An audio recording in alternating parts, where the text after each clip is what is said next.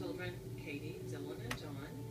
My youngest son, John, was diagnosed with leukemia in 2006, a rare form of leukemia for children. So we spent the majority of our time in the hospital for 6 months, and we thought everything was good. He was in remission. He was cancer-free. We were on our way to living a normal life. And then in February of 2008, his cancer came back. He was devastated because he knew how sick he was going to be. Cancer is hard on your entire family, and my daughter, Katie, she said, I can't do this again. And at that point, we knew our only option was for him to have a bone marrow transplant. And my middle child, Dylan, we knew was a perfect match for the transplant.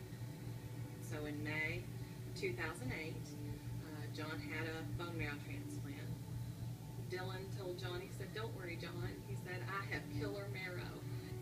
And he did, and he saved John's life. You know, having a bone marrow transplant is like bringing you to the edge of death and then bringing you back, and that's exactly what they did.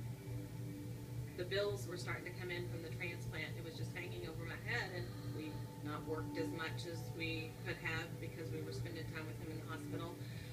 So we just needed money.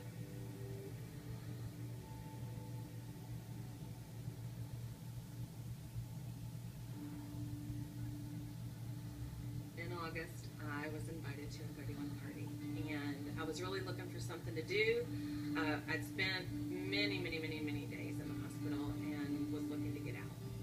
I wasn't looking to do anything else, but when I saw the party and it was fun and she was selling a lot of stuff, and I thought, wow, I think this is our way out.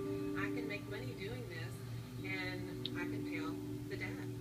And that's really when my eyes were open to the possibilities of 31. Pretty much, I think it was 2 days later, I signed up to become a consultant. I ended up doing, my start swell then. I sold a lot. I made a lot of money for us. Things were looking really good. Then I promoted to senior director in October of 2010, and then executive director in December of 2010. I've got 445 women on my team right now. I'm able to stay home now to devote more time to doing things with my kids. 2012 will be 4 years since the transplant, and when we make it to 5, he will be declared cancer-free. One of the greatest pleasures I have is watching what 31 can do for other women. I think one of my biggest jobs is empowering women. That is what I do, and motivating them to keep going. When I first started with 31, my why was we needed the money. Now it's changed. Now my why is watching other women be successful with 31, so their lives can be changed the way that my life has been changed.